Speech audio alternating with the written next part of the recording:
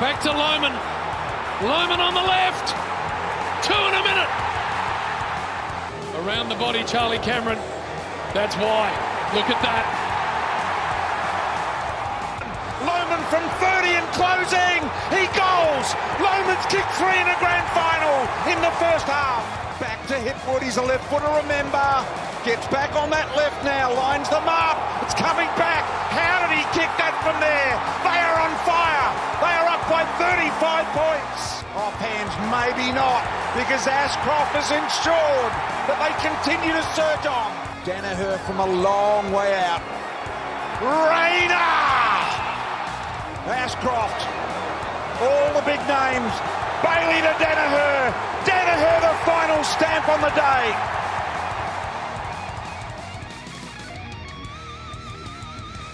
The Brisbane Lions Fancast is back. It is now officially your premiership podcast because that's right, baby. Brisbane Lions are the 2024 Premiers in amongst the most unlikely circumstances. 0-3, 2-5. They lost to Hawthorn just before the bye.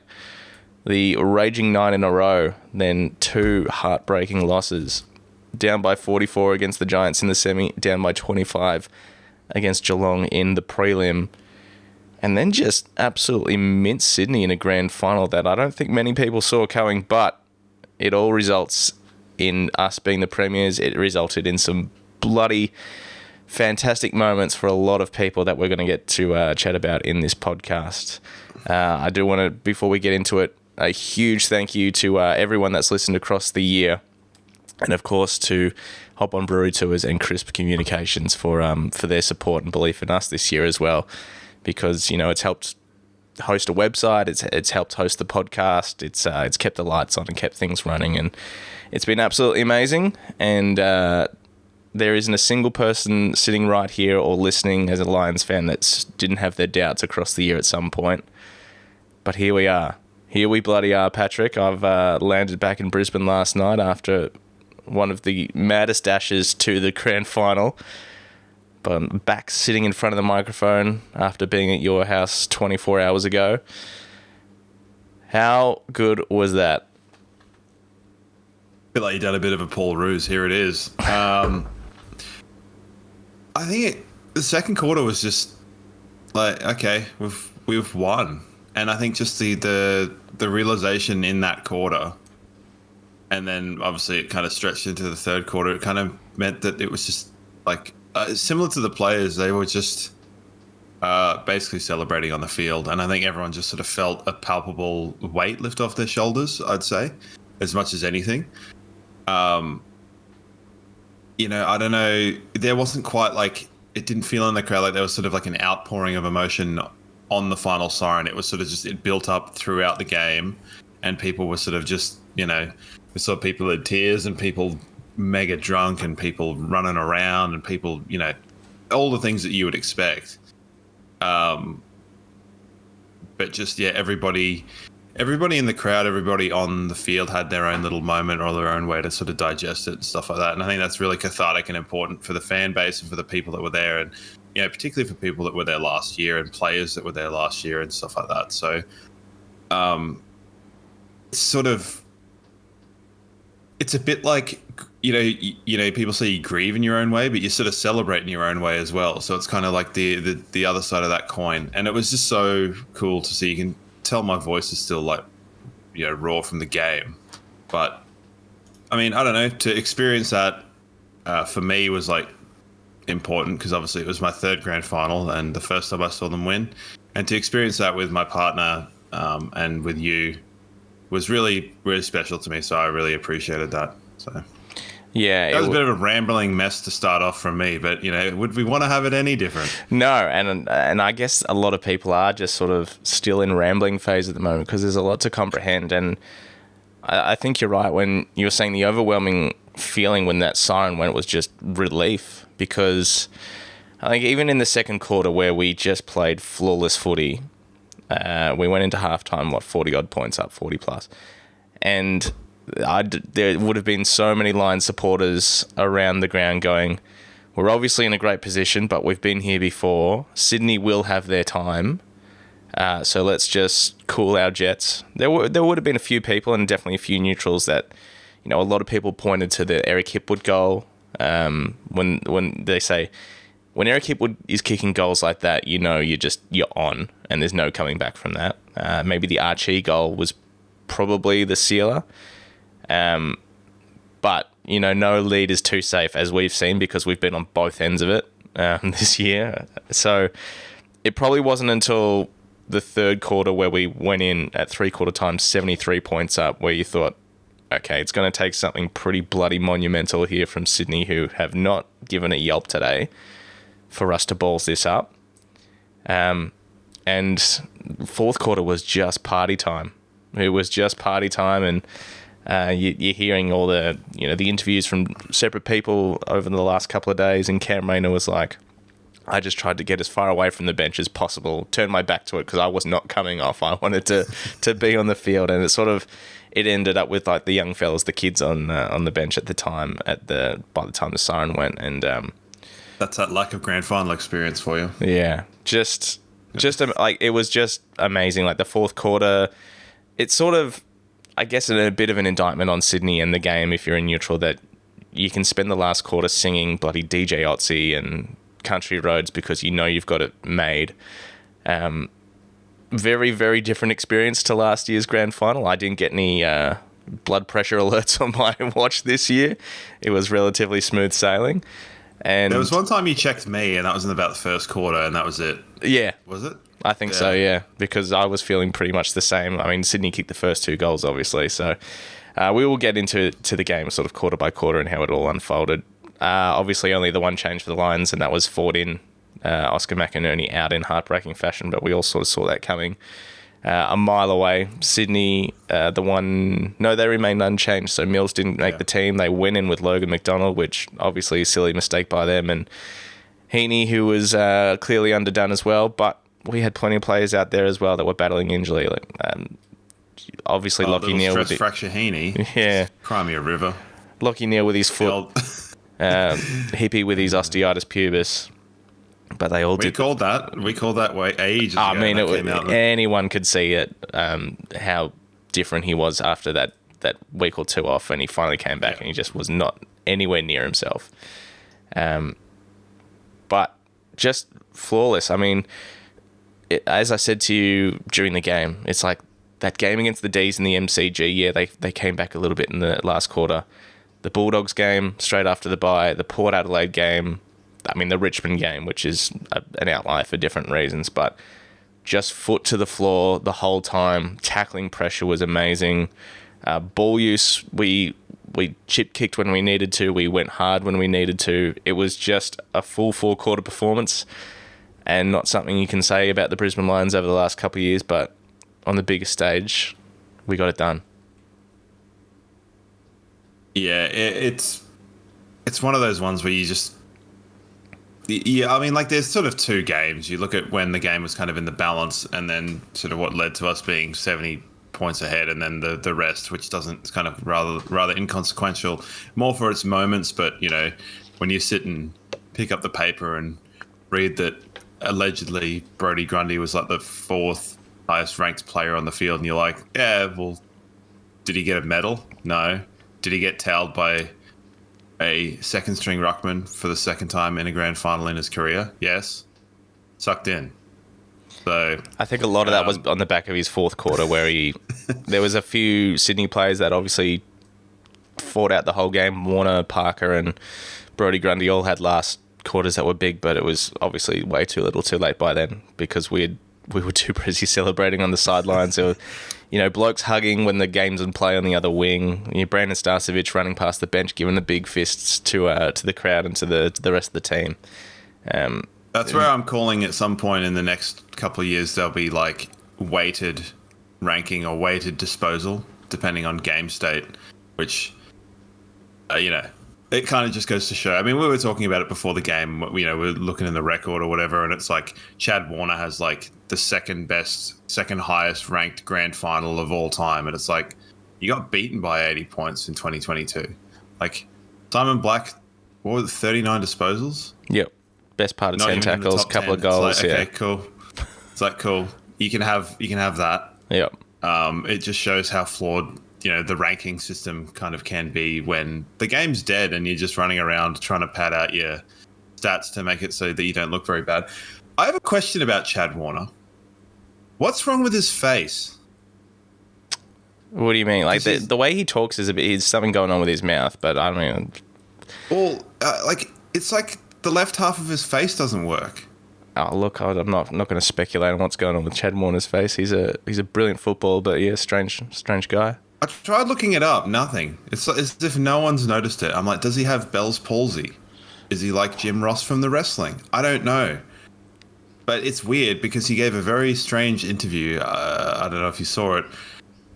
To Sydney, and he looked way too smug for a dude that just got pumped in a grand final. So anyway, let's get on to our blokes because that could just be his face. I'm not here to sink the boot into Sydney, but one thing I did preface before the show, and it's a stat that's been flying around. Not a lot of people would have seen this, but you haven't. So, if you were to guess how many 60-plus point losses John Longmire has had in his career as coach of the Swans, how many would you say? I reckon like 6. 6.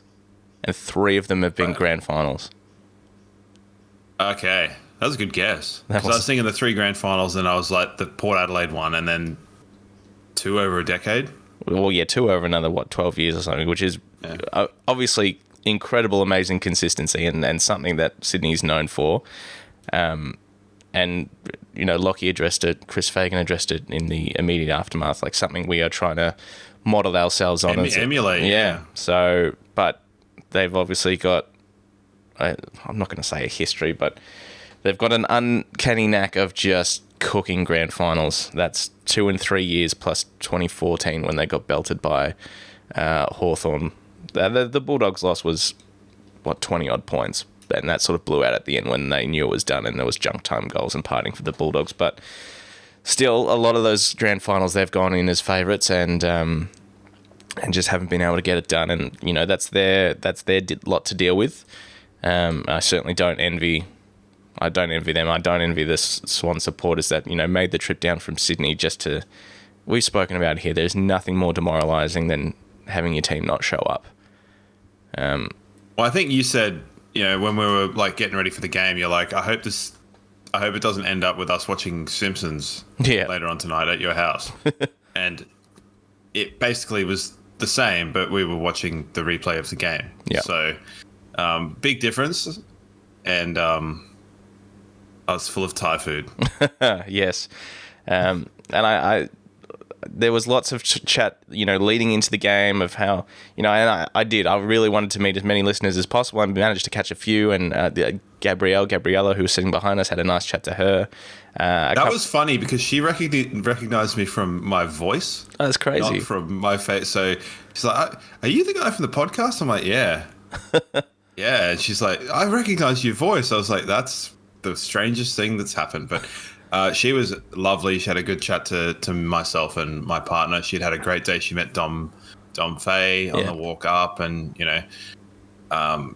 she was just looked nervous, but I think had a pretty good time in the end of it. So it was.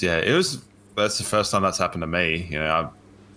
I'm not really around people all that often. Like you being like, this is where I sit at the Gabba. I just lurk. Yeah. So, it was pretty funny.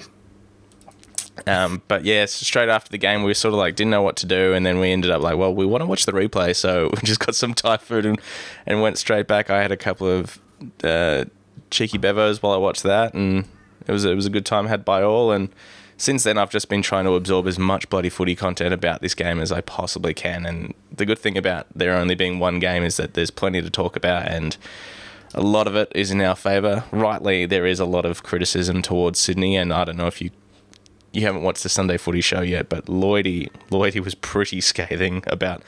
He's just like, I hated that grand final, and he said nothing to do with Brisbane. You did your bit, but God. And I can understand as a neutral, and I said that to you at some point during the game as well. I was like, watching this on TV must be pretty horrible. Well, think about how many bad ones there've been. Like, do you have any fond memories about like 2019 or 2022? Well, 2022 was a funny one because I was actually at a wedding that day and I was absolutely pissing blood at someone that had obviously not a footy fan, but organised their wedding on grand final day. And lucky enough, it was like a fairly quiet sort of affair. It was like in their front yard and it was just like a drinks in a garden type operation. So I was watching it on my phone, but I was sitting there going, I'm actually not that sad. I've missed this game in its entirety because I've watched it all in 10 minutes essentially. So yeah.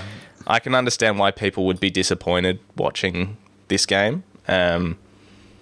But, for us, amazing. Real, like, 03 vibes.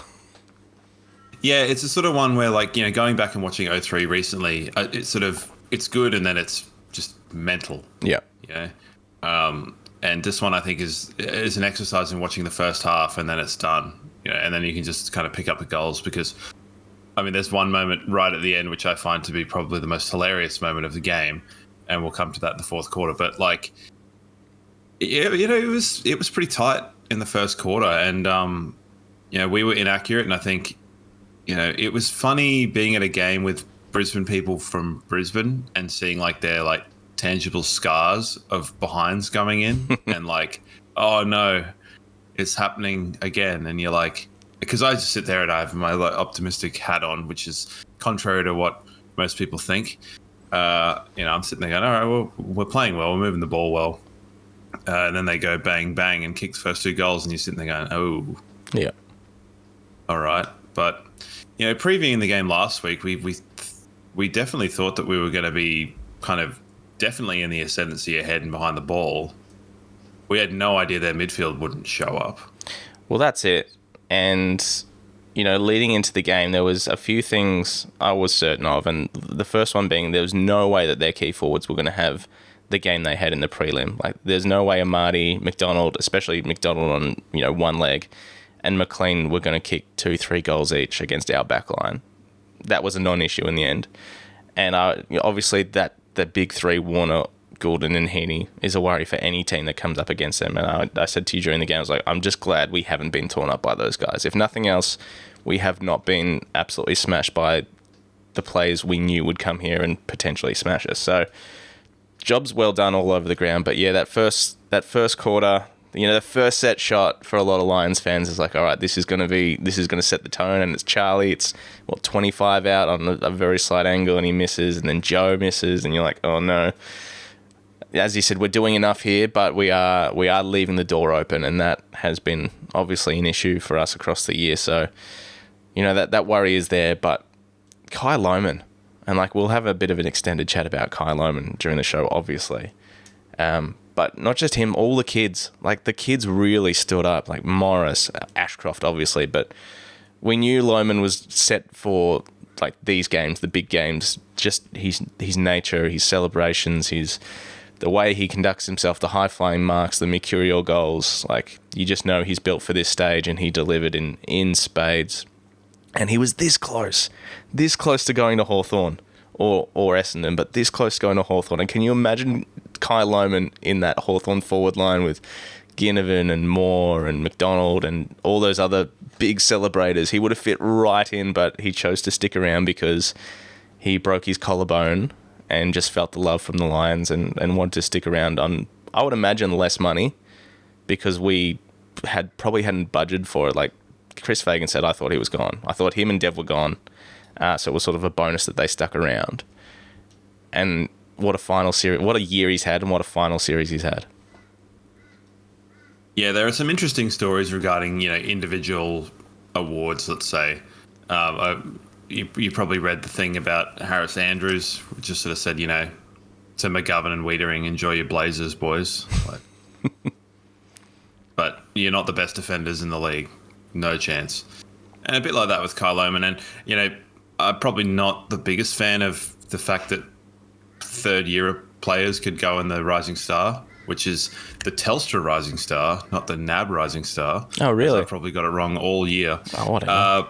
I still think it should probably be, capped at the first 2-year players. But, Ollie Dempsey had a fine season, but Kai Lohmann scored a lot of fucking goals. Yeah.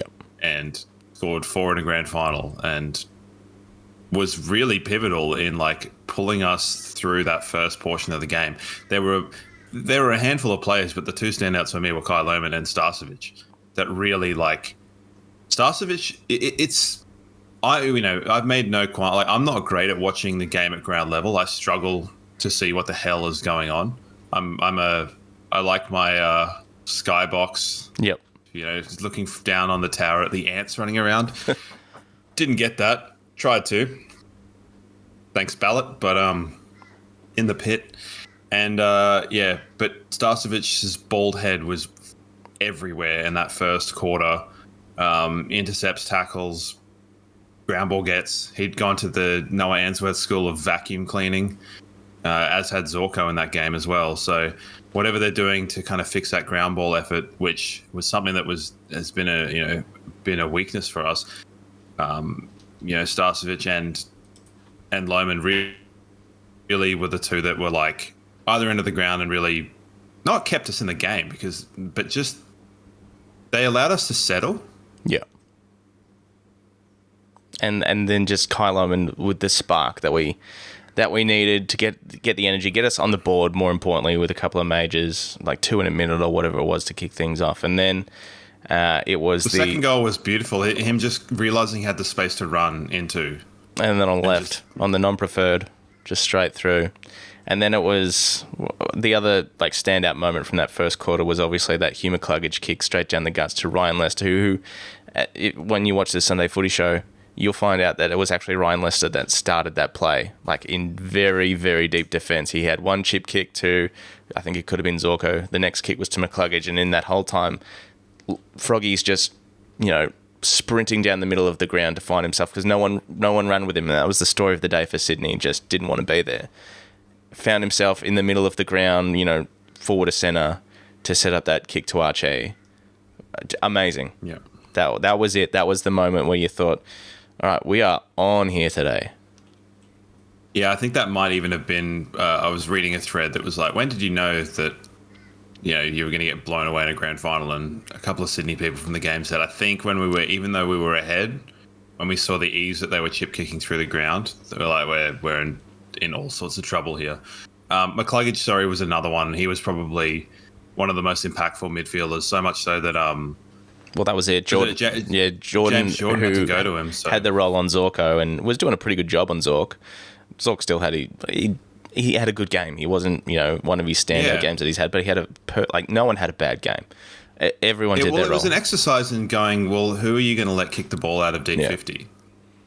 Like, pick your poison, because they're all pretty good at it. And, like, when you got dudes like McCluggage cropping up in the defensive 50 to distribute, good luck. Yeah. And we saw that in the Geelong game as well. Picking off the kick there to Zach Bailey and some ones through the corridor and stuff like that. But just the timing and things like that was just so impressive, for that transition. So, yeah, the first quarter, also the Nick Blakey high, whatever, just keep playing, dude. Don't dig your head in like a... He really does run like a lizard, doesn't he? Yeah, he really does. Like, yeah, I'll try and post a GIF on the Discord of what he... Like, there's a moment later on in the game, the third quarter, where you're like, whoa... Yeah, he scuttles. Yeah, like a lizard on like a boiling hot desert sand, just like yeah, and that's where the name obviously comes from. But yeah, that first quarter, it's like nice and close. Papley with a lucky goal, and that was the last time we saw anything from him. A nice set shot from James Rowbottom on the 50, and he said like, what is it with teams kicking goals from like outside or on 50 against us in grand finals? But that was... The way that arrowed back into the goal just gave me absolute flashbacks from last year. So I was, it's hard to not notice that kind of shit when you dealt with it last year. But and then Charlie Cameron from the boundary line just put it in. Namaste. Everyone loved it.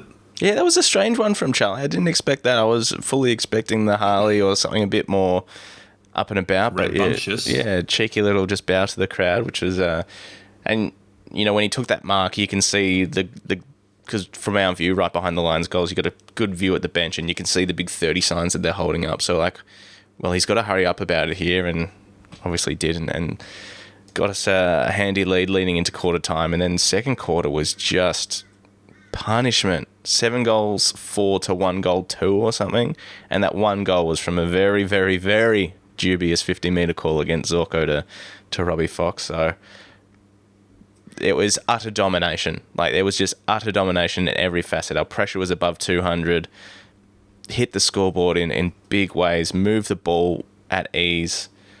You know, all the numbers, every single number was just heading our way. And for both teams, I think Sydney is like 8-0 when they get 100 plus marks, and we're 13-1 or something like that. So by the first quarter, we had 42 of them. So we were well on track. And I know it's so just counting them off. Yeah. And by the end, we ended up with like 150 to 160, which was like the highest in a grand final or something like that. And you're just thinking to yourself, what is happening here? What is happening here? Just what's unfolding in front of us? Like, you know, McCluggage just kicking goals. Yeah, Archie with another huge, like, he's got to be close to being our finals player of the year, you'd have to think. Just really solid and obviously severely underrated. It's one of those ones where I think he might not win the votes, but if you looked at it retrospectively of like who made the biggest impact across finals, it's sort of, it kind of, well, points out the flaws in systems where you vote every game. Yeah. Let's not talk about certain Senor Brownlow, but you know, where you can look at an entire kind of sample size of work rather than, you know, each individual one. But I mean, the second quarter was a bit of an arm wrestle. Like, you know, although they didn't get any scoreboard return except for that bullshit 50, which they were getting plenty of inside 50s, and at halftime they were up. Yeah. And by the end of the game, they were only down by 2, but we doubled their score. Well, we know from early on in the season that, you know, you can have an inside 50 that lands at the 49-metre mark, and that still counts. So, but yeah, really the second half of that quarter, and just after last year, the amount of goals we scored in red time was so satisfying, because I think that still throughout the year has been something that we've not been the best at. You know, we've leaked goals in red time. We've probably scored goals, so it probably is somewhere in the middle, and it's just that you remember the ones that are frustrating. But yeah, well, what do we score? I mean, you look back at the grand final last year, and then at quarter time and half time, you know, De Goey after the siren on the 50, Crisp after the siren on the 50. Like that, like I'll remember those for as long as I can. But obviously the other way this year, and you know, they got plenty of ball, but our back six, like how many times did I say to you across the game, our back six has just been phenomenal all day. And it was an absolute crime that Starcevic didn't get a single vote in the Norm Smith voting, because he would have had, close to 10 marks across the day. And a lot of that was in the first half when the game was up for grabs. And, you know, Neil and McCluggage, especially in that first half, were huge, and obviously Ashcroft. And the thing I noticed the most when it came to the midfielders is Neil got a lot more outside ball. Like, how many running bounces did he have across the day? Like, that must be a PB for him. He was getting, there was a time where he was at fullback taking a saving mark in the goal square, got the ball everywhere, and for a bloke who's clearly got a heel that is fucked, he was everywhere. I feel like everybody after the game should go and have a physical done, just so you can be like, okay, well, how injured was Isaac Heaney compared to Lachie Neale? Not very. Shut up. What was it? I want the I want the side by side. I want the McLean. Is it McLean with the ankle, or is it McDonald? McDonald with the ankle, yeah. Mick, one of them, Mick ankle. I want him next to Payne. I want all that stuff to be like, here's how injured they were versus how injured their opponents were, just so that, you know, no excuses. Well, and we weren't making excuses last year when we had Dev Rob with a broken hand. No. And it's come out, like, all this stuff is coming out after, you know, Hip with the OP, and Neil with, like, the extent of this injury, how he was crawling around his house during the week because it was so cooked, and he had an MRI after the Geelong game but didn't want to look at the results because he just wanted to get through this week. And he said he felt it snap in the last quarter, and just like, no, I'm getting this done. because clearly. But then also, like, conversely, was like, but I didn't want to go to the bench. Yeah, exactly. I just wanted to stay out and run around. So, priorities, which is, yeah, it's all pretty good. But yeah, that second quarter was like, it was an arm wrestle in territory, but it wasn't, once we kicked a few behinds, once Joe kicked that goal, holy shit. Yeah. It was on. Like, it was absolutely on. Because Kyle Lohmann kicked a lovely running goal. I mean, I'm not loath to say this, but a lot of people would be loath to hear it Ackermanis-esque from the pocket of that side of the MCG. We've seen that over the years, and Bailey was pretty understated. I'd sort of say Bailey was almost like a role player for the day. Yeah, he did his job, and he made no mistakes. His disposal efficiency was extremely high for him. Yeah. And penetrating kicks and stuff like that. But yeah, Lohmann from the boundary. What a goal. And then... Budget eyewear goal of the day. And then Eric Hipwood with the actual Ackermanis celebration. After he gets the ball, falls over as he's trying to put it on his right boot, and then just goes, well, here we go, drop punt from the corner, and it just somehow floats through and then hits the Acker celebration. That's I don't know what he's thinking in that moment to pull out a celebration from the early 2000s from Acker, but that was fantastic. So we had Joe Gold and Cal Gold from centre bounce. And then when I think it was Hipwood that weird Joe one where he bundled it over the line or whatever. But Jared Berry had a set shot from 45 metres and he absolutely... That never looked like missing. That was straight through the middle. The week leading in, you just knew how much that meant to him and to everyone. I'll be honest, when he kicked that goal, I thought there's no way we're losing. Like when Jared Berry kicked that goal, I was like, nah, it's... Because we've seen his goal kicking has been... It's 50-50. Yep. Yeah, and I just think shit like that happens in a grand final. You're not losing. It's just not happening. So that, to me, I honestly felt like that was the moment where it's like we're not losing this game. And I think the sealer was probably 2 goals later.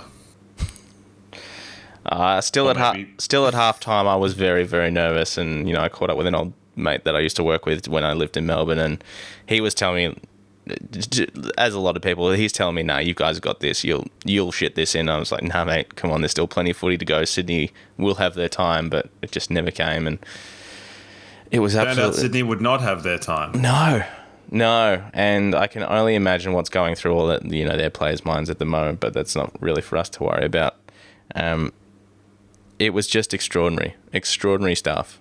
Before we get into the third quarter and the last half of the game, I'm going to give a shout out here to a bloke called James Collins, who shot me an email before the game and said, he said, long-time listener, first-time caller, ex-Kenmore Bears boy here. Lovely. Hey, me too. I played under 8s at Kenmore Bears. Nice. And Auskick in 90... How old am I? 97, 98? Yeah. Then I went to Jindalee Jaguars. Oh, hello.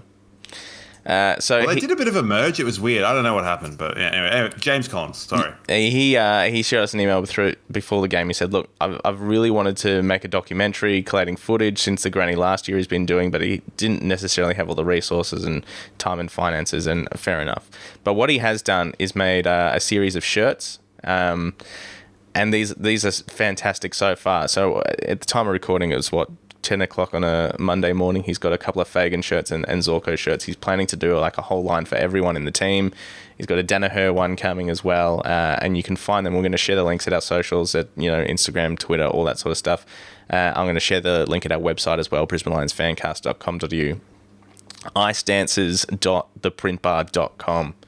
And there's this Fagan one, the Fagan Premiership Naysayer, and then Zorko the Magician, which is fantastic. You got to check these shirts out and obviously support and buy one of these if you've got the means to. Like I said, we'll check the links up. So a huge shout out to James for listening and for putting the time into this, because these are great. Yeah, I like them. They're very kind of they sort of have a bit of the feel of, if anyone remembers those, like that Chucky Neal shirt. Yeah, the Carlton Draft style shirts, yeah. Yeah, they kind of, it's sort of almost like a clumsy art style that I think really works. It lends itself so well to this kind of a thing, and I really, really like it. So, all right, second half. This is where I think nerves weren't exactly at an all-time high, but there was definitely reservations. And then 7 goals to 1 in the second quarter, 5 goals to 1 in the third, and it was during the third where you knew, all right, this is it. This is done. And there was a couple of what we called like full circle moments across the game, where there was a Joe Danaher streaming down the left wing, bouncing the ball leading into 50, and I immediately went to the Collingwood game where he butchered the second bounce, and it got turned over in the end. But he squared up, found Cal Archie, and the other one was also involving Cal Archie streaming into goal, with Nick Blakey trailing behind him, and very much like the game at the Gabba where he was streaming into goal, didn't panic, but couldn't hear that he had enough time to roll with it. This time he made sure of it, went all the way through, and it was just shoulder checks. Yeah, and you just sort of thought, oh wow, these are some nice little full circle moments for the team that, yeah, it just adds to the beauty of this whole experience that we're going to get this done when those moments, those things we haven't got right across the year and the previous years, we are killing now. I want to see some side-by-side footage of both of those moments, just for the fun of it. Yeah, just big game versus just a casual kickabout against fucking Collingwood. Who gives a shit? Just do it right when it matters. But yeah, I mean, definitely the Cal Archie goal was the absolute utter sealer. Yeah. You know, Stevie Wonder could tell that game was over, and he didn't even watch. I don't know why he warrants a mention yet again. Yeah, that quarter kind of just, I mean, Heaney he flopped trying to win a 50-metre penalty, and that kind of summed up his game. I'm glad the umpire didn't fall for that one. I mean, aside from that 50, I thought the umpiring was really good. Like, I thought they did a well enough job to keep the whistle away when Blakey ducked his head and tried to go for that free kick. I thought it was largely fine. There was a couple of missed holding the balls, but that was both ways. I thought it was... I didn't leave that game going, God, the umpires made it about themselves today. I thought they were really good. Yeah, I think there could have been some tackles that could have been rewarded in the first half, but it didn't really. It was inconsequential, so it doesn't really matter. But, yeah, I mean, the third quarter really just... We kept them to 2 goals in a half of football, and one of them was not a goal, really. Yeah. That's... So we had... as far as domination goes... Well, we had Logan Morris chime in with a goal. We had a couple of special goals in that third quarter as well. The Will Ashcroft just leaving Errol Goulden for dead at the stoppage, which I actually managed to get on my phone, so I'll upload that at some point. Just clean off the bootlaces, off a step, straight through the middle. And then the Cam Rayner, huge mark in the pocket, and then finishing it off on the left as well. So, did you have a little like window of vision for that? Like, because where Storm and I was sitting, it was just between about 3 people's shoulders. Yeah.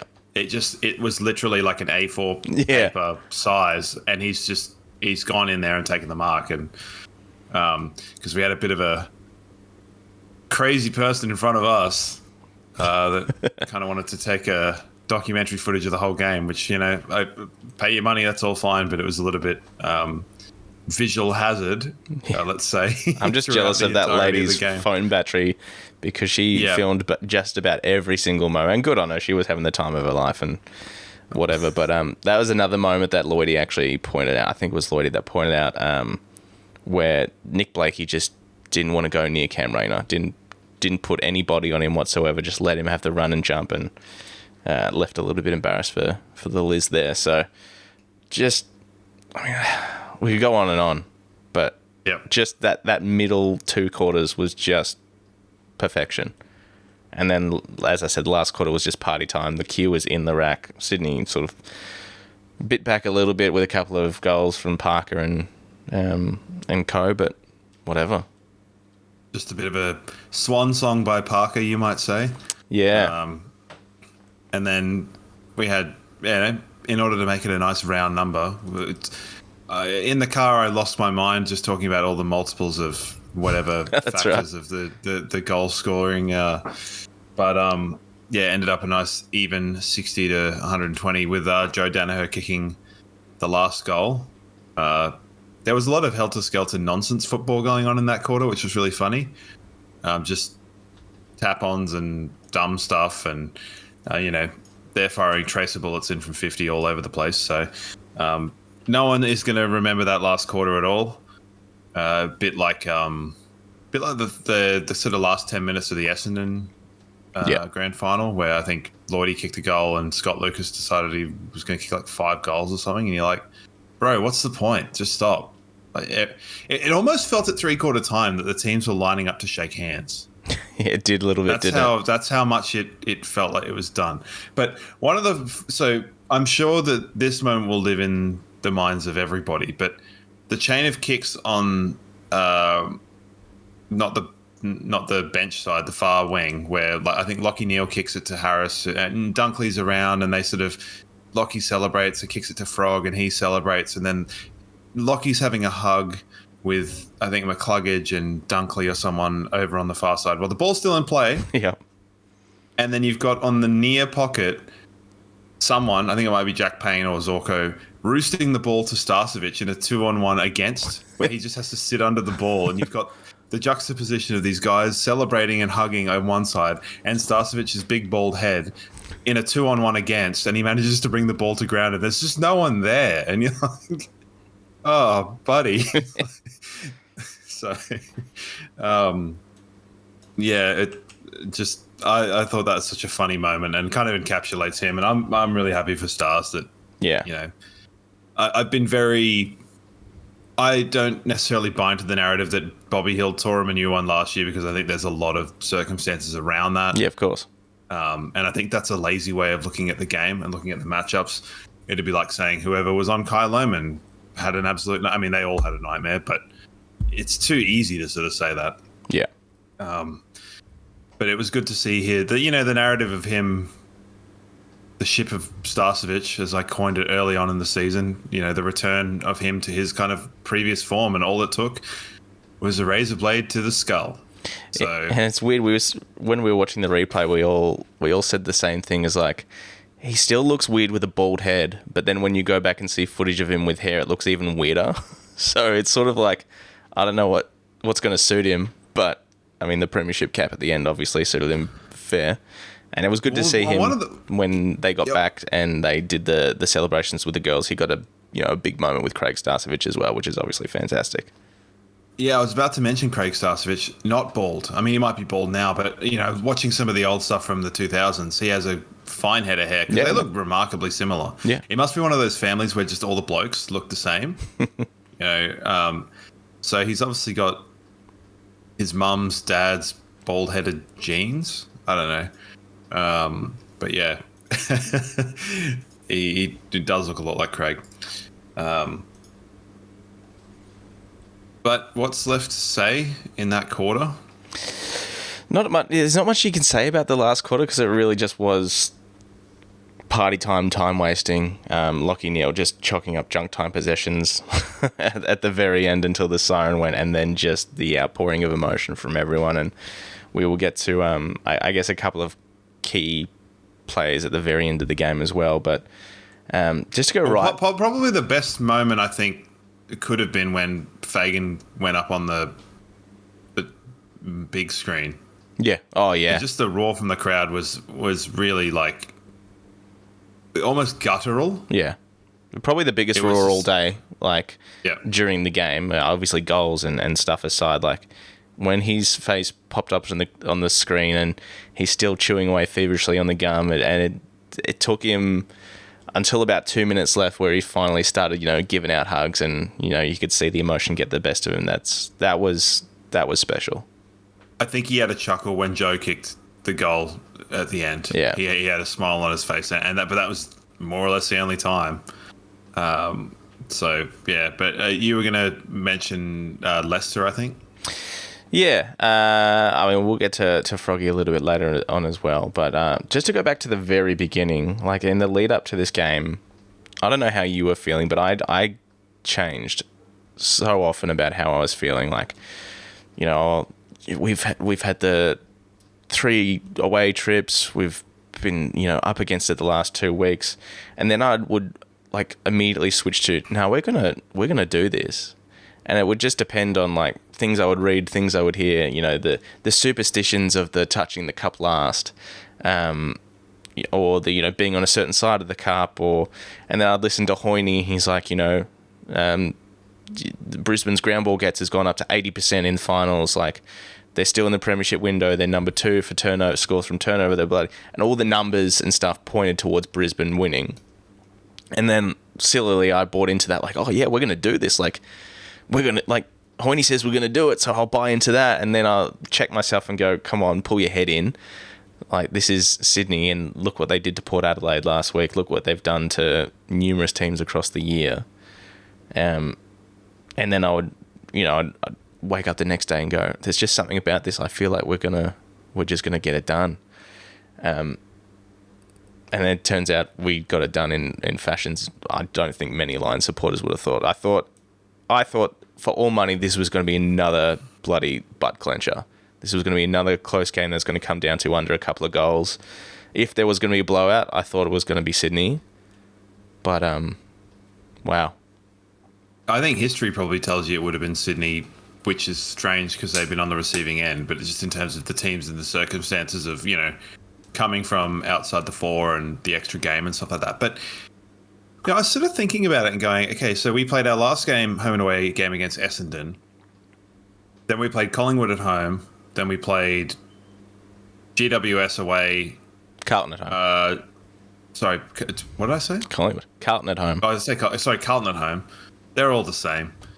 Then GWS away, Geelong away, and then at Sydney neutral.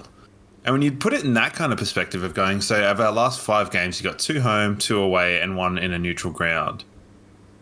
It puts it in a bit of perspective of like, it's, yeah, a good team can win those games. And our away record this year has been actually really good, especially compared to our home record where it was we lost our first 3 there. But I guess it's the nature, and I guess we'll never really know. You can hypothesize and look back at the lead-in for both teams. And Sydney didn't have to leave Sydney for, 5 or 6 weeks.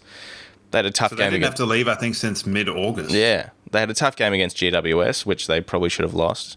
An easy run against Port Adelaide, and they had 2 games in a month, or 30-ish days across that whole time, 35.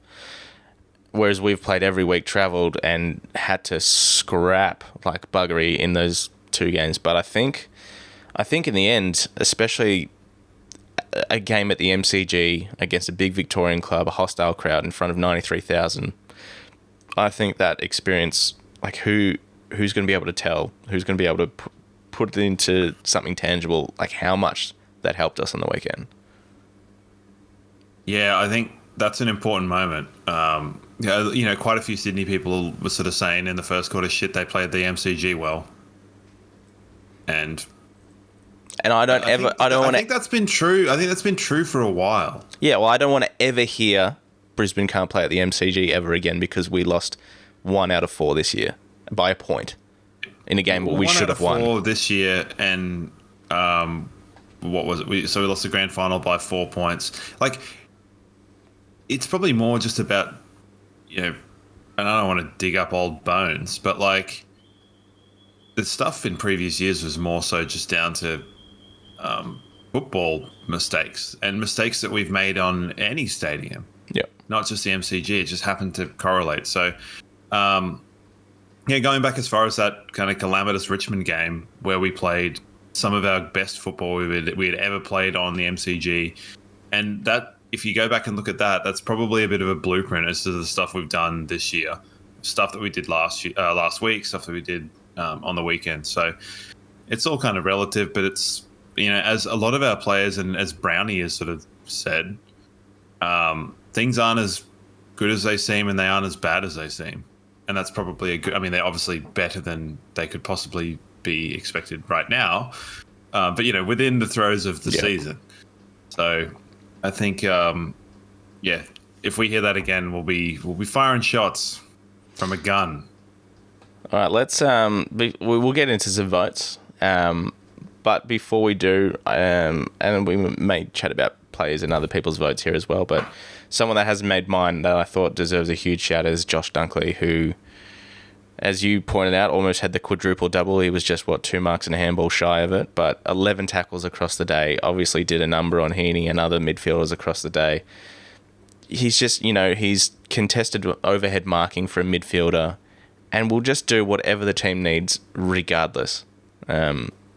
An amazing pickup, and I think the people speak about Geelong and the way they build their lists, but what we've done over the last however many years, Canole and Dom Ambrosio, the players we brought in like Archie and Dunkley and Neil Danaher, Charlie Cameron, and then just nailing those drafts. Like the draft that we got, obviously Berry and McCluggage. The next draft was Starcevic, Bailey and Cam Rayner. And then fast forward a couple of years, we get Lohmann and Darcy Wilmot in the same draft, which at the time was graded a D of a draft. Holy cow. Just like, it goes to show what nailing a couple of drafts and bringing in the right people to fill holes will do. And I hope I think you've nailed it there. You've nailed it there in terms of looking at, so when you've kind of got the structure of a good list and you've got, essentially it was a good list. But when you're going, okay, so now we're in a draft, let's look at specific flashes of things that might be useful. And that's kind of what they did. They looked at Darcy Wilmot, they looked at Kyle Lohmann and said, are these guys super necessary for the team at the time? And the answer was probably not. But pick them up because they could, and they might be looking at where there might be drop-offs and stuff like that. And we've talked about that in the past. And that's probably why we went for Conor McKenna, because they were probably sitting there thinking, well, Darcy Wilmot could take a year or two before he's on. So let's get Conor McKenna a ready-made player. Turns out, not surplus to requirements, but turns out he was ready to go. And, Lohmann thrown into the thick of it when McCarthy goes down with the knee. Wow. Yeah, and it takes a bit of the pressure off, I think, as well. So it would, I can't imagine that there was a lot of. I mean, I know Kyle Lohmann probably would have felt pressure going into this year, but it's not as if that there was sort of like, you're a top 10 pick, you're a top 20 pick, you gotta go. Like, look at what this guy's done. Look at what this guy, a bit like sort of what was happening with Cam Rayner, and it's just been really good at recruitment. You could throw Dev Robb in there as well. He played in the grand final last year, and he'll probably not be at the club next year. But it's not. He's just been kind of unlucky. I know. We've had really good inside midfielders the whole time he's been there. We've had really unlucky A-grade midfielders along the way. Well, look at so we heard, and the nicest thing Max Gawn's actually ever said was, Fort's the best second ruck in the competition. That's what he actually said. That's the quote. Yeah, so a lot of people, there'll be a lot of people listening that also listen to the Footy with Broden Kelly, which is a great, funny podcast. It's not super footy related, like it is, but it's not at the same time. But yeah, he did say that. He also had glowing praise for Henry Smith, which was a strange one because I can't imagine those two would have crossed paths. But he did also say that Oscar is the hardest ruck to play against. He may not be the most talented, and he says when you come up against the other star ruckman, you know what you're going to get because they just play their game, whereas Oscar sort of really goes to work on the other ruckman. It makes him impossible to play against. So he was full of praise for all of them, which was crazy. But he said, yeah, if there's a team that's going to lose their ruck before a grand final, it'd be Brisbane because Darcy Fort is ready to go. Yeah, and Darcy Fort was fantastic. I don't want to hear anything about Brodie Grundy being highly ranked player or winning the hitouts or this. It was not easy for Brodie Grundy at all. And I think Brodie Grundy in the grand final was an utter shell of himself.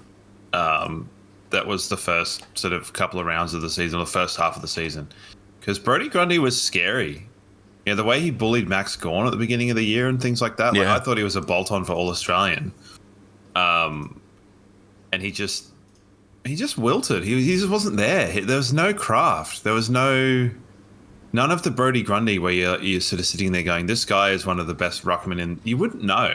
It's been a while since he's been at his best, like that 2017 to 2020 period where he was at his peaks, and then obviously he had that PCL and was never really quite right after that, because one of his biggest strengths was his work around the ground, and he just never got that back. And yeah, I think also, as well as that, a lot of other ruckmen started to lift their load as well with that. So you've kind of got the dropping of 2 or 3% with the gaining of quite a lot, because I think a lot of ruckmen. Yeah, we saw it with Steph Martin. He was great around the ground, but and there were times when we were playing two rucks with him and O, it seemed to be a lack of output from him because he wasn't very crafty as a forward. O was probably a bit better as a resting forward, and it just meant that he got a little bit lost. And then the games where Steph Martin would play full ruck, you'd sit there going, wow, look at him go. But I think it's now a gold standard that every ruckman is expected to kind of do that all the time. Joe pinch hit for probably 30% of the game, 25% of the game, if that. But I don't know what I was talking about. Brodie Grundy sucked in again. Another bloke, which we have spoken about Starcevic, but just utterly back to his best.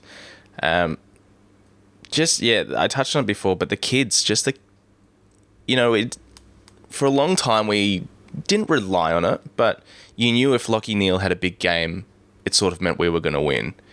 And that was, you could put a correlation between those two fairly regularly a couple of years ago, but like just a full team performance, Jasper Fletcher, like we've said, doesn't lose his one-on-ones, just had some really good moments.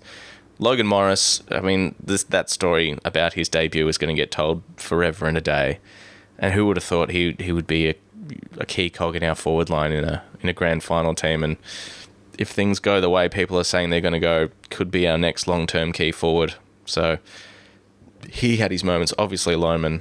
And I'm so impressed with Logan Morris's ability to bounce back throughout the season, because he looked a bit tired. Yeah. In that sort of stretch of games, he looked tired, but he came back. He obviously, I think he had a week off and played the twos and tore it up. Something just happened, and he clicked and came back in, and what more do you want from a 12-year-old, basically? Yeah. All right. Well, unless there's any other blokes you particularly want to touch on before we get into votes, for hoponbrewtours.com.au, book yourself a half or a full day tour, celebrate with some beers. Why not? Let's get into some votes. And so just before we do, I'd like to make mention of Charlie Cameron's tackle pressure in the first half. Yeah. It's really good. We touched on Fletcher. I love Fletcher. I think he's so good. I think he's so reliable. And who else is missing? I mean, we talked a bit about Fort, but Fort rocks, man. He's great. Who else is on the team? I don't know. Well, McKenna came on, and here's something that you can. I don't know if you want to say it on this podcast, but something you did say. You said you've got a smoky big call for next year regarding one of our players. Yeah. We'll do that a bit later on. Okay.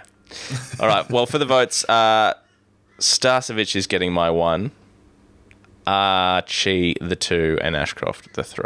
And there's Neil very stiff to miss out, like very stiff to miss out. Throw a blanket over him, man. Loman obviously very stiff to miss out, but Starcevic, Archie, and Ashcroft for me. Yeah, I've tossed up. I've struggled with this because it's hard, isn't it? It's amazingly hard. But I've found myself on Archie with the 1, Ashcroft the 2, and Starcevic with the 3. Yeah, and that's what I thought. That's what I thought in real time, and it's what I think looking back at. Like, Ashcroft stuff is so good, and it's almost, for a player that's played 30 a season and a half, if that. I think by the time you add it all up, it's probably is a season. You look at it and go, we take it for granted already. And we've lived through that with Lachie Neale of going, Lachie Neale got 35 touches and kicked a goal. Like, yeah, that's just what he does. Now we're sitting there going, okay, so Ashcroft can be surgically clean. Like he probably smells like a hospital.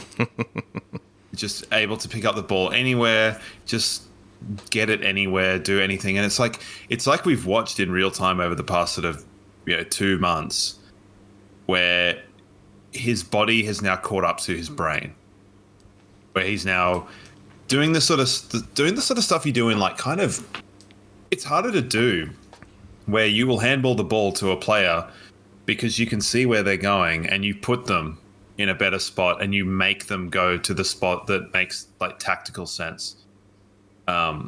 Which is not something, a lot of people just, they handball the ball to them, but he handballs it and it'll be weird.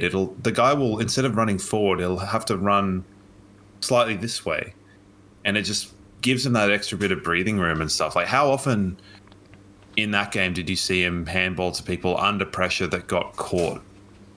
Not once. I mean, Sydney tackled about 5 times, but still, earlier on when he came back in, he was putting quite a lot of guys under pressure. And I think once everything sort of clicked back together, he's going to be unstoppable. And he's obviously just made to win medals. Like, you saw it all through his junior career. He won everything that was able to be won in his underage. He's obviously done it again on the biggest stage.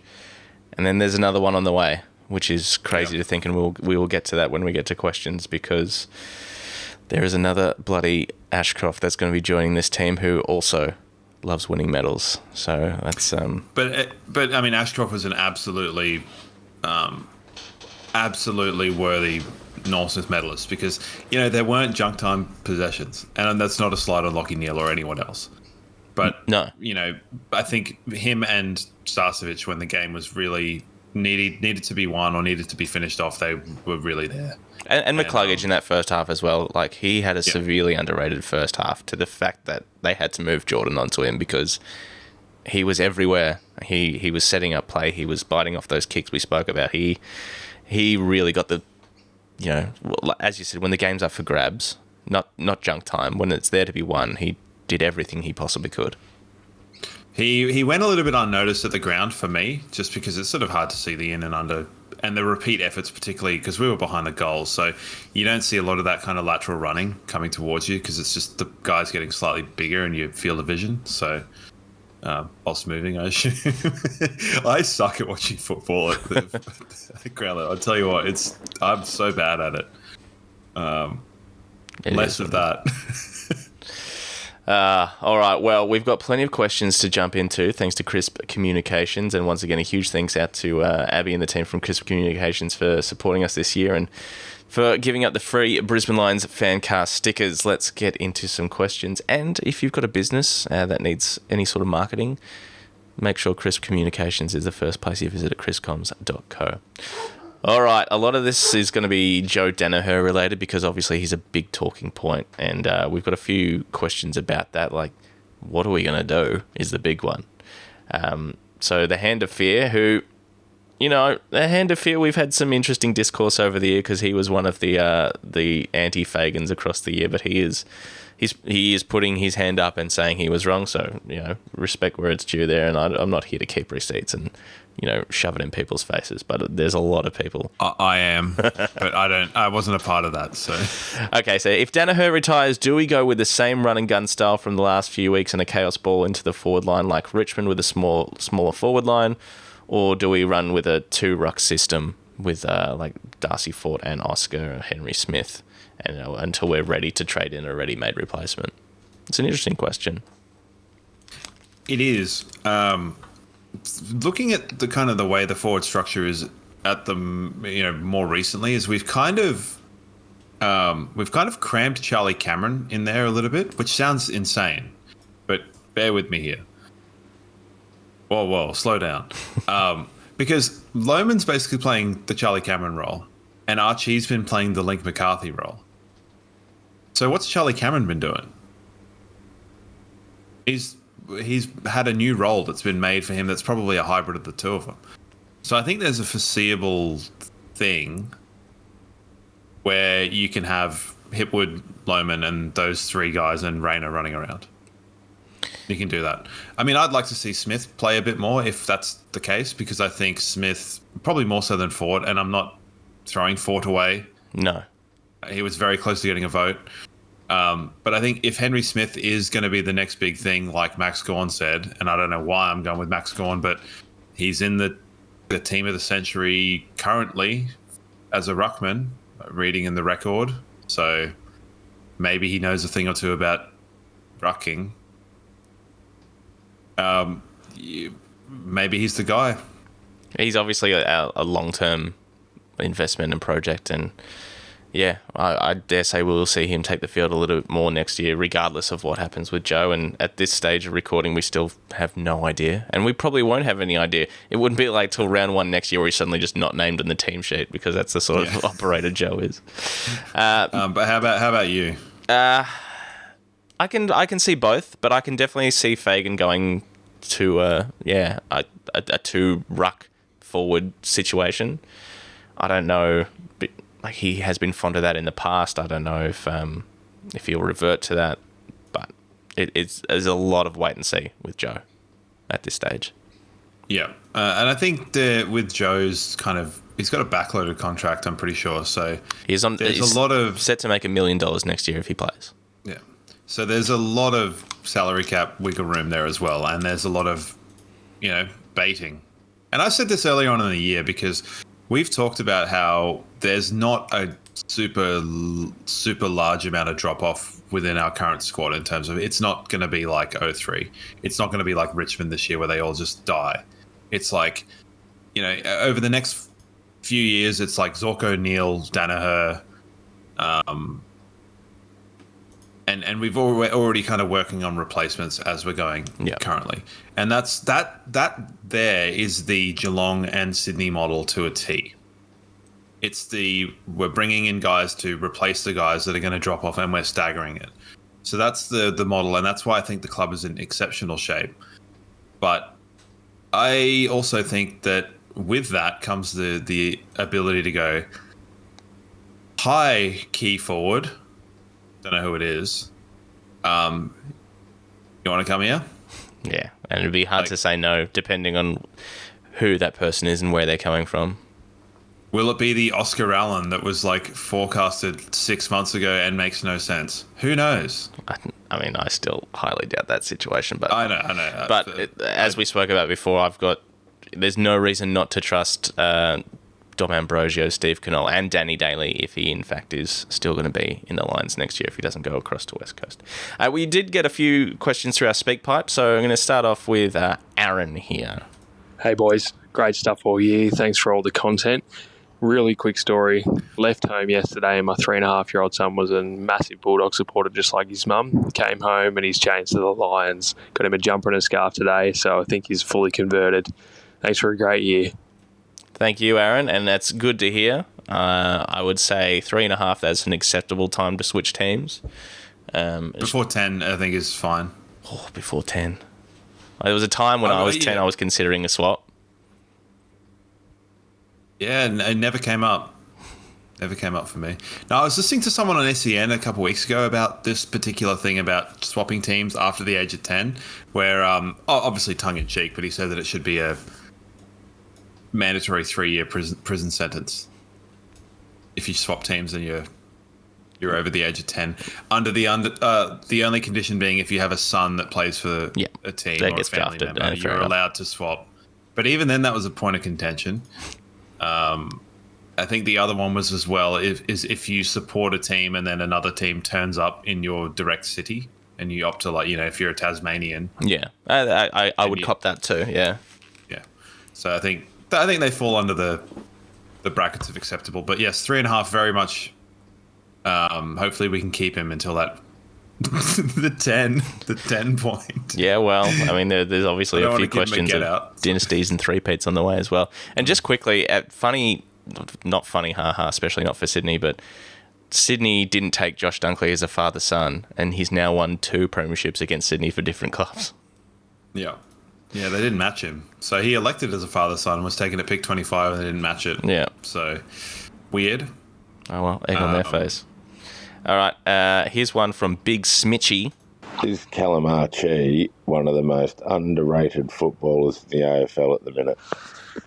Yes, he is. I'd Although he's starting to get the recognition he deserves. Kane Corns has said it across the final series. He's the most underpaid player in the AFL, and we had a chat amongst ourselves and the people behind us at the ground that Callum Archie, it took a while for people to warm up to him because he was, whether it was because he was a bit nothing for 2 years. He was just getting constantly played all over the ground, wing, half back, half forward. Where is this guy going to go?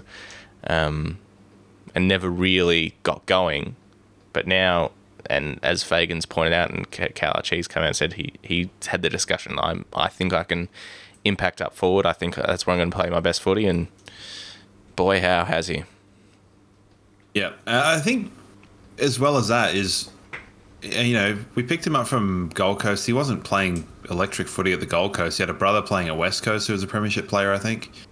And you look at it and go, well, we gave him a pretty big chance and we retained him. So it's, yes, underrated and probably underpaid and stuff, but it's also repaying the faith that we showed in him as an individual over, what's going on, 5 years now, you reckon? Yeah, close to 4 or 5 years. So, yeah, and I'll admit I was pretty doubtful about him when he first came in because I just thought he wasn't hard enough, and then he turned out to be one of the most, the toughest players in the team. So, all right, things can change. Can they what? Here's one from Marcus. Not a question, boys, but what a fucking game. Watching the replay now, Chalky and Hugh were massive to start the game. Probably deserve more kudos, really. Soak it all in. Let's fucking go. That's a man. I think he sent that through yesterday morning and has obviously had a fun night, and obviously watching the replays, voice is a little bit hoarse, and I think that just captures a lot of people's feelings on a Sunday morning after the grand final. But yeah, he's right. Chalky and Hugh in that first half were immense. Yeah, I think it's a good spot, and I thought we were going to get a 3-hour speak pipe, just the whole game, commentated by that guy, by Marcus. So, yeah, loved it.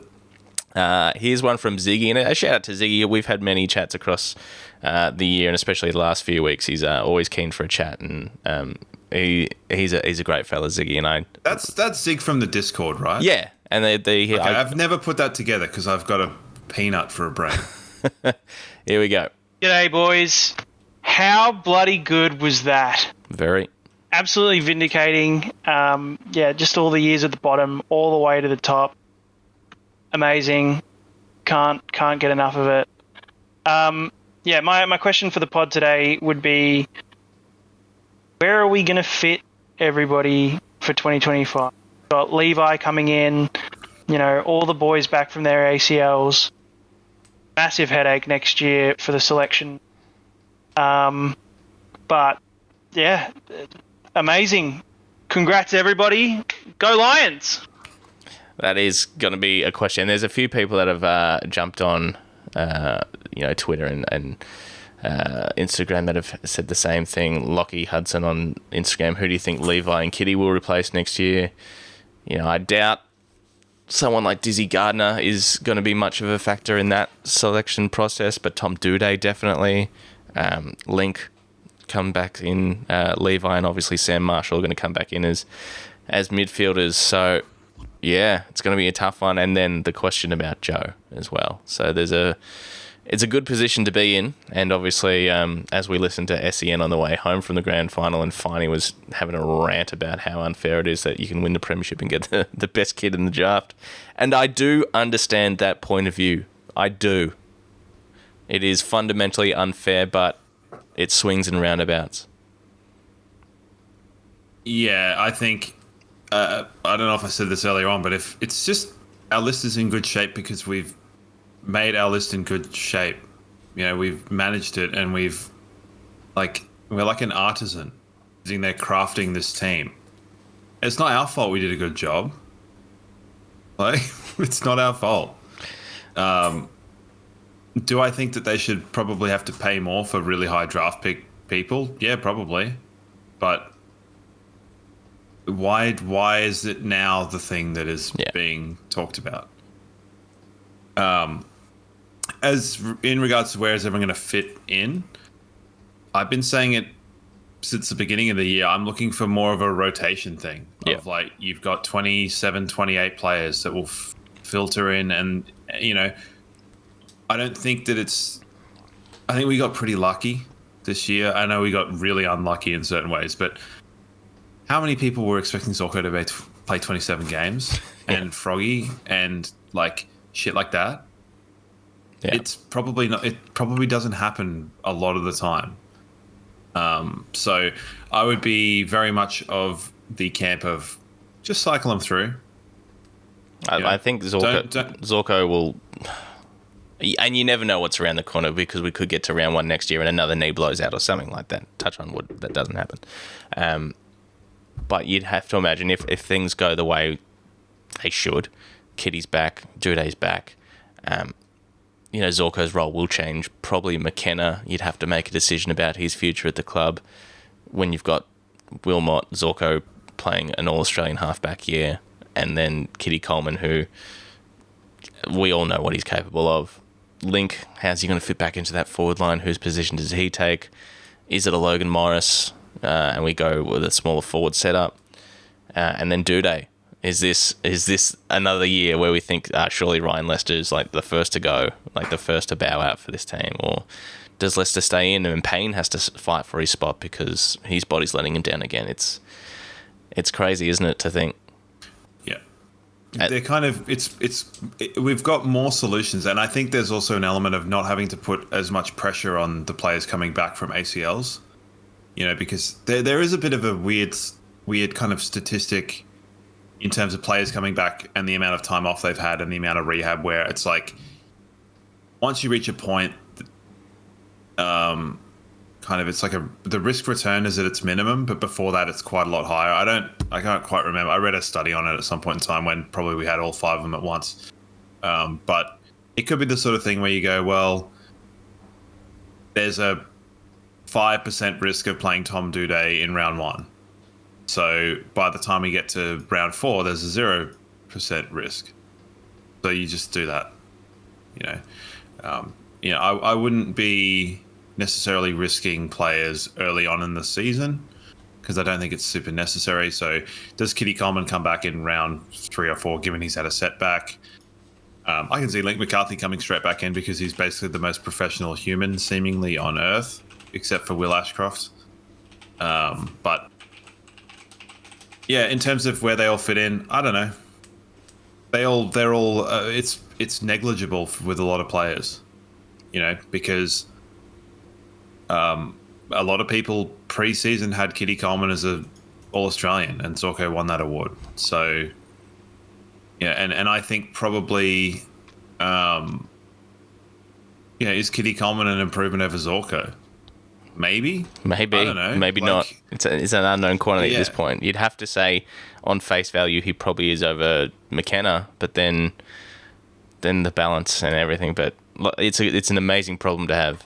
It's an amazing problem to have, and I guess that leads into a few of the questions we've got of Emma. Can this be the start of a three-peat? And then, Roy Boys, is this dynasty worthy? And I mean, let's not get too ahead of ourselves, I guess, is probably what what I'll say there. It absolutely could be. It absolutely could be. It could, yeah, for sure. There's no real reason why it couldn't be. And I think what Lachie Neale said about the Joe Danaher thing is I'll be in his ear about going back to back. And the fact that he said that, the day after the grand final shows that they know and there's no way that the team don't know as much as we all do. Yeah. And that, the team's too talented to win just one flag, or like the shit that gets talked about with Melbourne. Yeah. And I think our list is better than Melbourne's was when they won a premiership. To be perfectly honest, I think we've got more threats than they did. They've got probably some players with a higher ceiling, maybe. But if you match them up, it's probably pretty close. Yeah. And they won one flag. Essendon in 2001 won one flag, and they were heavy underachievers. So I'm not saying to take anything for granted, but it's nice to hear the players sort of go, "Fuck this, let's back up. Yeah, let's go." They're playing footy, and I think one of the great things is that I don't think we can have as poor a start to the season as we did this year. So, well, you never know. Like, it's so, like, as we know, they're so hard to win. And, like, I guess 01, 02, 03, when I was 11 to 13, respectively, I took those for granted. I was just a kid. And at that stage, I was a footy fan. I was a big footy fan, but it got to the point where I was obviously just used to seeing my team in the grand final. And it was a bit of a shock when we lost the one in 04. I was like, oh, that's weird. We don't do that normally. You don't say, dickhead. So now, being a full nuff and, being a member for the best part of 20 years and sitting through the shit, and now seeing the last 6 years where we've been genuine, well, we haven't been genuine contenders for the last 6 years, but, the last 3 or 4 where we've put our hat in the ring, just so how hard it is to get. And there's always going to be another couple of teams that are just as hungry as well, if not hungrier, because they're looking to taste that success. Now that we've tasted it, does our appetite drop off? It's all this stuff to think about over the next 6 months. Vince had a similar question. He's the bloke that had the beers after the Sydney game. He asked about this grand final. He said he had a lot of celebratory beers after the game. He said he's back-to-back on the cards. Let's just see. All right. We've touched... If I'll put a bit of a comparison in place. So if you look at... I know the Richmond one's a little bit different, but if you look at the Lions and the Hawks, and when they won their grand final, so the Lions kind of had their first little dabble the toe in the old grand final pool in sort of the late 90s. They didn't make a grand final, but they almost did. Different system back then, so I think some of the fixturing was a bit weird. And then they obviously won in 1, 2, and 3. With Hawthorn, they won the grand final kind of unexpectedly in 08. And I think that's probably a better kind of comparison to us, because it's sort of, although I think they played finals the year before, but if you kind of shift ours, we kind of overachieved a little bit. And I've talked about this before, where we kind of cropped up in 19, and then in 2020, no one liked us because of COVID, and no one was much liking anybody at COVID. Don't blame them. But everyone was sort of saying, oh, you've been hand-gifted a premiership here. And we weren't really ready. No, of course not. The normal season, we weren't ready. But by that time, the charm's kind of worn off. And it's come back a little bit in dribs and drabs I've noticed over this season. But to have that kind of, that overachieve and you sort of around it, and then it drops off a bit and then you come back, there's no reason why, there's plenty of reasons why we won't win 3 premierships in a row.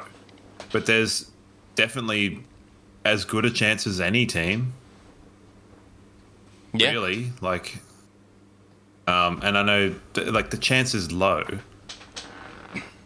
But what do you want from me? Miller time. Was Kai robbed of the norm? Accordingly, he had a bet on, so he says he was. No, and then he wasn't, but he's in the conversation. He only ended up with a 1 vote, which is fine, for a kid. All right, Paul, do you think this is the second best premiership after 2001, considering the circumstances, coming down from 4.5 wins, having to go to Perth twice, Adelaide 3 times, 3 weeks in the row in the final series, and all the ACLs? Add it all together. The whole Dancing on Thin Ice thing. And when that documentary comes out, it better fucking be called Dancing on Thin Ice. You're not going to call it There and Back Again, A Hobbit's Tale by Chris Fagan? Close second. Yeah. That one's a bit too wordy. They probably have some New Line Cinema issues with copyright, I guess. I don't want to rank premierships. I'm not in that wheelhouse. I mean, because I think it's different. Yeah. Because to me, I still enjoy 2002 the most. Yeah. Not the whole, because I don't remember fuck all from the season, but that game is just, I still think is the best game of football. It is amazing, isn't it? And it's pure football, and it's an objective watching it, going okay, Collingwood were really overperforming in that game and that sort of thing, so it doesn't really matter. But it's probably would it be the least likely? I don't know. Essendon was such a powerhouse in 2001 as well. Yeah. But then 2003 we lost the prelim. We lost the qualifying final and had to go the long way. So, yeah, I'm not ranking them, but it was pretty good. It was pretty good. All of them were pretty good. Something we have already touched on. Joel says, when did you both decide that the Lions couldn't lose? For him, it was not until 10 minutes left in the game. And I think it was the Kalachi streaming into goal and at 3/4 time when we were 73 points up. I thought, we are really going to have to fuck this up if we're going to lose here, like really badly. And Sydney's going to have to turn something on in a big, big way. And they just kept chipping it around like that was going to get them back into the game. Yeah, so we've talked so when Jared Berry kicked the goal, I thought we were going to win. But when Kalachi ran in, I knew we weren't going to lose. Derek, there has been a huge lack of respect for Chris Fagan from so-called experts, David King, who says he is a good man and manager, but crap tactically. Given the Hawks' decline coincided with Fagan joining the Lions, maybe it was he and not Clarkson that was the mastermind behind their three-peat. I think, the list changeover had a bit to do with that as well. And I mean, look at what Sam Mitchell has done with the Hawks. Yeah, I don't think that's a correlation really, but I get where you're going. Yeah, I like where you're going with it, but just quickly, we should say Chris Fagan, Coach of the Year, by the way. Yeah. We haven't touched on that because it came out just after we did the last podcast. That's crazy. That's and amazing, obviously. He won by a lot as well. Yeah. John Longmire said, I thought for all money Sam Mitchell was going to get that and would have rightfully deserved it.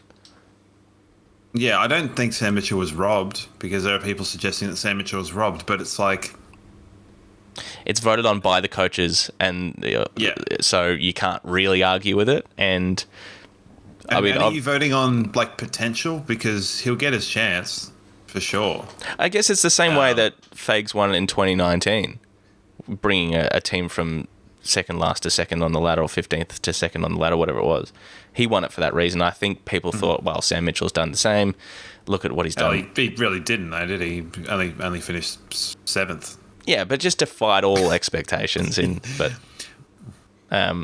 yeah, I mean, you look at however much you want to for Chris Fagan, and the season. The racism scandal, the grand final loss, Nicole Duncan, the injuries, the poor start, the final series on the road, and he was so consistent the whole time. So consistent the whole time in his messaging and everything he had to say. And we've had terse conversations with people about where we sit on Chris Fagan. I must admit, when the news came out, 2 weeks ago or something, that they were going to extend him again for 2026, I even thought, well, it's probably a bit early. Like, let's see how 25 plays out a little bit before we rush onto this. But no, fuck it. Give the man a lifetime. I think there's a kind of a not a stigma, but like around the idea of coaching into your last year, where it can kind of cause a bit of hubbub. Yeah. And I understand that as well. Unnecessary noise, which is what's going to happen with old Kenny and John Longmire. And John Longmire as well. So, I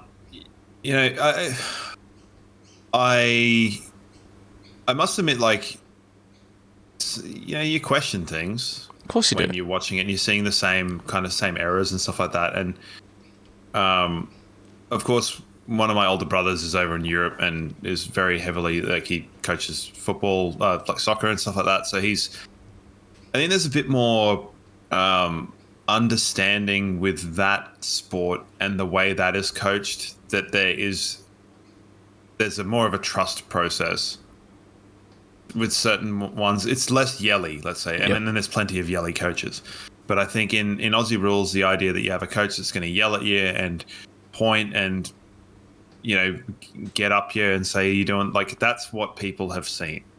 And you think of like Ron Barassi and you think of things like that, and famous things that are generally coach related are those types of things. And it's hard to have a new person that goes, all right, this is what we're going to do, and this is how I'm going to trust you, because football is, I assume, a very hard game to coach because the field is enormous. And even if I watched every game at ground level, I still would have no idea what the hell is going on. But there's got to be an element of going, and I think this is probably what's changed with Chris Fagan, is that he trusts his players, but the ones he trusts most to impart his messages on the field has changed slightly. This is speculative. I don't know because I don't know, but trusting guys like Frog and Harris Andrews rather than going like, I don't know who we would trust in the past, but just maybe shifting a couple of the structural pillars and going, okay, these are the ones that need to be the trusted ones to then allow, the coaching and the stuff. And we, I think a big thing with a lot of people around Chris Fagan is going, all right, what's going on with the assistant coaches around? And we've seen changes in that in the last year. So Dale Morris was a development coach last year, is now a line coach. And then you've got the unlikely bulky hero. Oh, yes. Secret Stewie weapon. Prowling the MCG. And I think Trent Cotchin's probably done quite a bit in terms of how weird does it see him in a Lions get up as well. It's crazy. On the bench. But they were all there, and I think they've all impacted. And it does a lot to abate people that go, he doesn't have a strategic mind. He's not this, and his game day coaching or whatever. But maybe he thought that as well, and he said, okay, well, I'm going to get Stewie Jew in. I'm going to get people. And like, I don't want to jump scare you, but could you see Stewie Jew taking over in a couple of years' time? Yeah, potentially, yeah. And it's not to say like coaches are always learning, but maybe Stewie Jew will also learn off Fagan some things in this if he goes full time over the next couple of years to go, okay, where are some insufficiencies that I had in coaching the Gold Coast, and how can I learn from this different style and then become a better coach? Who knows? I really do hope he has a more full-on role for us next year. Yep. And I'd like to see him with more permanency, and Koch can flit in and out if he wants to. But I think if you're looking at a coaching brigade that includes Dale Morris, Stewie Jew, Chris Fagan, and Cam Bruce has had a really good year too. Yep. And whomever the forward coach is that I Murray can't... Davis. Murray Davis. So sorry, Murray. It's a much stronger coaching contingent than it probably was last year. And there's still, as I sort of touched on before, a big question about Danny Daly and what he's going to do, if he's going to stick around or go over to West Coast and head that lot up, who have just announced Andrew McQualter as their head coach. So, well, funnily enough, I heard whispers of him in Collingwood as well. Yeah, I don't know that that's going to... This makes me sick. Yeah, we'll see. Although we did get Greg Swan from then, so, that's just swings and roundabouts. James Barron, how many people booed Tina Arena? Great season, guys. Congrats. Not too many people where we were. I understand there was a bit of controversy about her selection for entertainment, but I didn't hear anything from where we were sitting. Yeah, I know the name, but I don't. I think I was like, it's like, is that Tina Arena? And like Tina Turner, and then we had to talk about like what, and I just was like, man, I had no idea what the hell is going on here. Bring back Kiss. JC, a very similar question to one we just had before. David King. And it's another Tina Turner question. No. Tina Arena. David King set his criticism up nicely in the lead up. If we win, we should have with the list, so no credit needs to be given. And if we lost, it's the ultimate failure with this list. What does Fags have to do to win some respect amongst Melbourne media, particularly Kingy? I mean, there's not much more he can do. Kingy's not a coach. No. So what the fuck does he know? And also, so I was talking to my other brother, and he said David King was not a very tactically aware player when he played. Not at all. So, just goes to show. I don't know who decided that David King would be the fountain of knowledge, but someone did. But with that, Fagan built the list. So if you're going to say sub in, Chris Scott and go, all right, off you go. Let's see what Chris Scott would have done in 2017. Bring him in then. Yeah.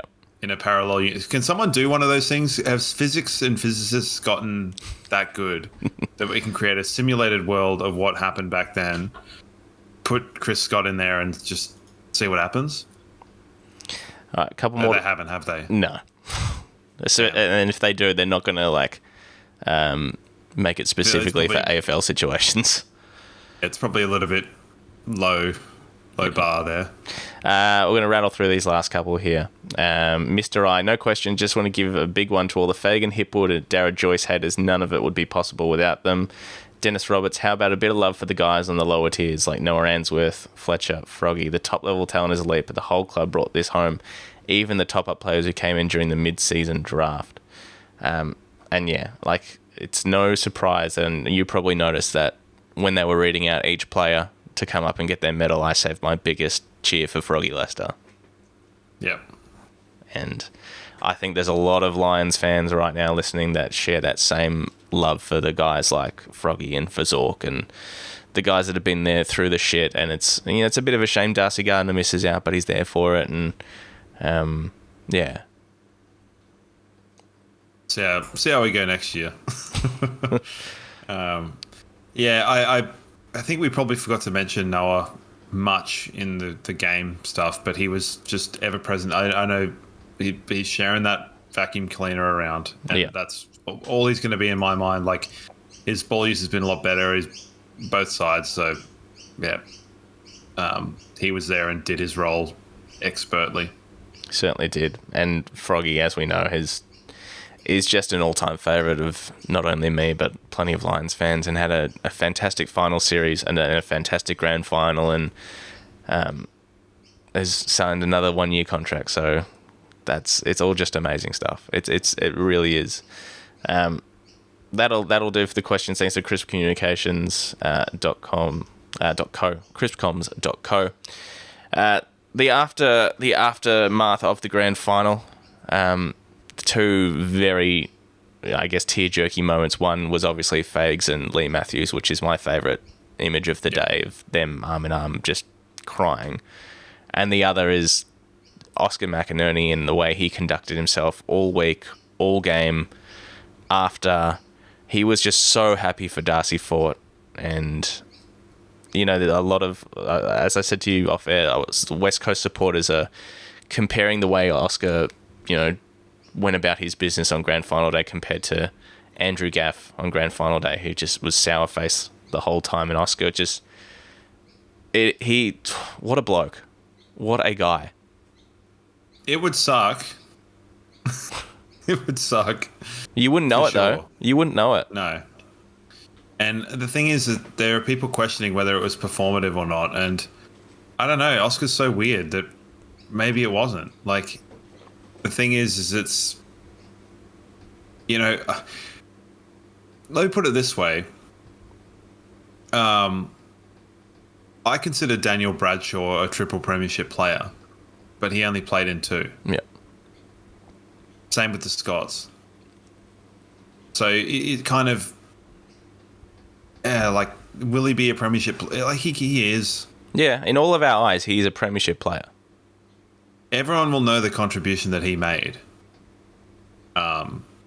So I don't, both John Longmire and Chris Fagan said in the lead up, they wished that the squad members got medals. Yeah. And I think that we're not too far away from that. I know it would have to be some kind of thing. Does Zane Zakostelski deserve a medal? Probably not. Like, do you have to play a certain number of games in the first team? Or is it, that sort of thing? I don't know. Sorry, I didn't mean to do a drive-by on Zane there. Pause easy. That was just... Yeah, I get what you're saying. It was just the I couldn't think of anybody else. Which is probably a poor indictment on everybody else. So anyway, I'm going to stop talking about this. The Fagan and Lee Matthews moment was pretty mega. Yeah. And what you've heard what Chris Fagan, like, what that interaction was and what it's been for quite some time. Yeah. The showing of faith by Lee Matthews telling Fagan that he is a premiership coach. He just doesn't have the premiership yet.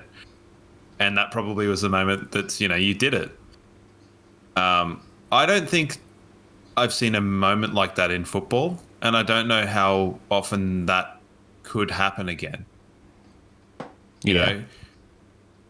It would, like, when has that happened where you've had a triple premiership coach from 20 years ago on the bench with such a relationship with the current coach?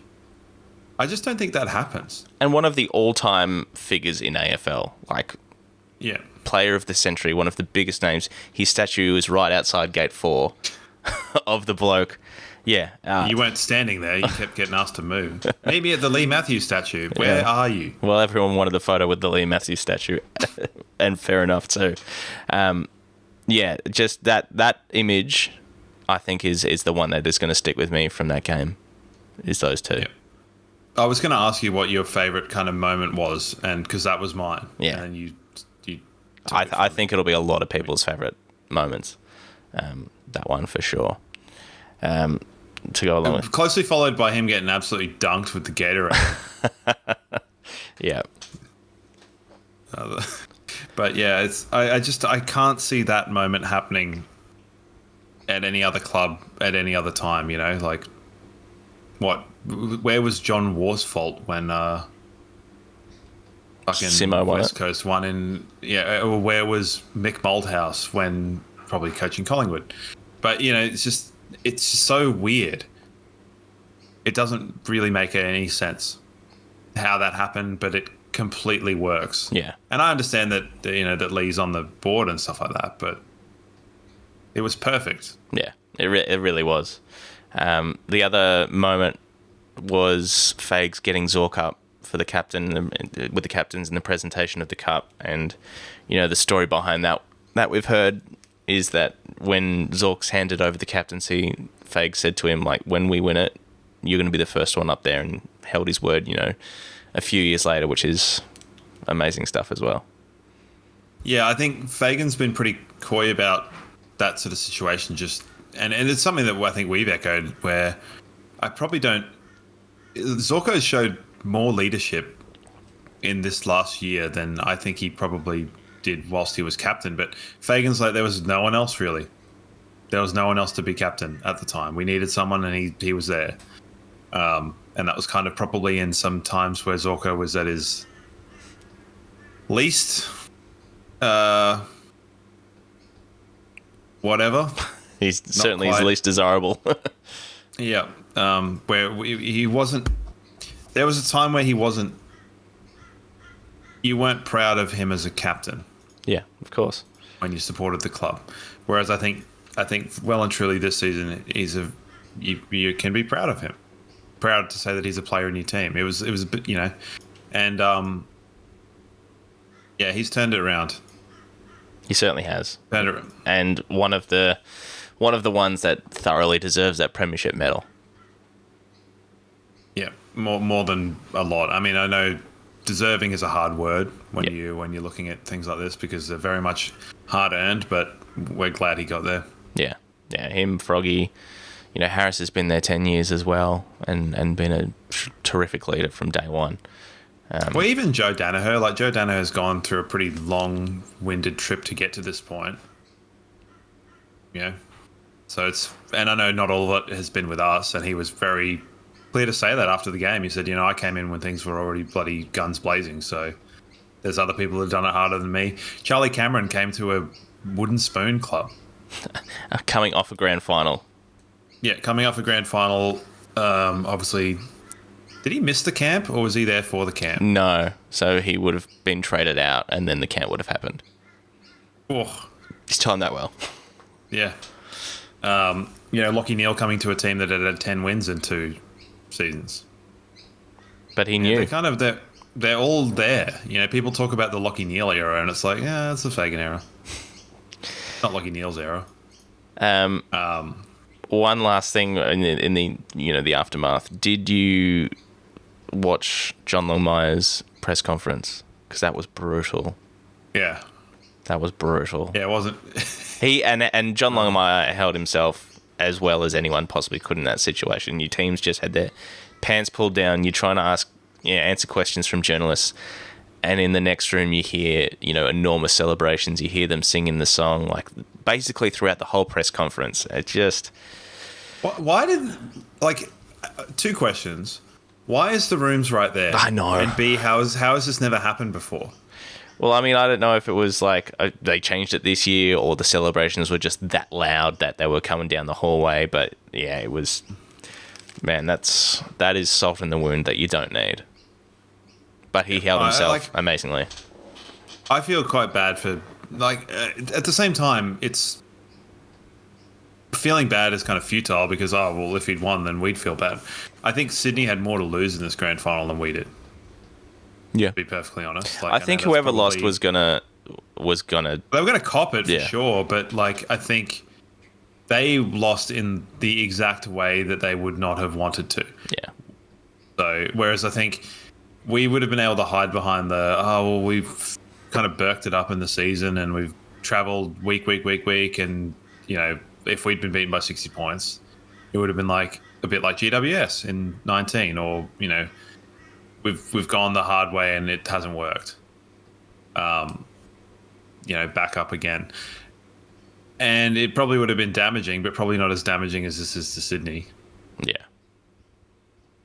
Yeah. So, I don't hate Sydney. I really like Sydney. Few players I don't like. No one likes Papley. We had a bit of a funny moment at the game where I was like, I feel a bit bad for him. You're like, I feel bad for Parker. Luke Parker. And I was like, what? He's one of the ones I don't. He looks like a tradie that would rip you off. No questions. I like Luke Parker. I like the way he plays his footy. Fix your toilet, and he'd rewire it so that it came out the other one or something like that. But no, I like Sydney, and in this for the same reasons that Fags and Lachie Neale articulated. They're just, they've had a strong culture for such a long time. They've had that sort of no dickhead policy. How's Papley survived? Well, yeah, I don't know, but they're always there. They're always contending. No dickheads, plural. Yeah, we're allowed to have one. I like the way they play their footy. I love watching Errol Goulden and Chad Warner and Isaac Heaney play footy when they're on. They are fantastic. Will Haywood is a really good footballer. I like watching. I think Lewis Melican he's probably one of the most improved players this year. And just players like, Braden Campbell is really fun to watch. If I could sort of, if there were sort of players I'd take out of their team, I don't know where they'd go, but I like James Rowbottom. Yeah, I think he's good.